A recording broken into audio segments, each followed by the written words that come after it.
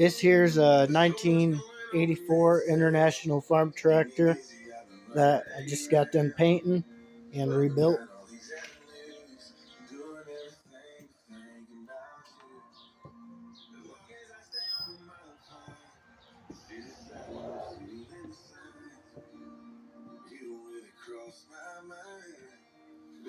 Just got to have a few things done to it.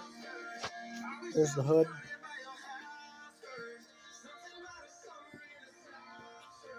Only thing I really gotta do now is get the battery in her, put a new fuel pump and some new gas lines on it.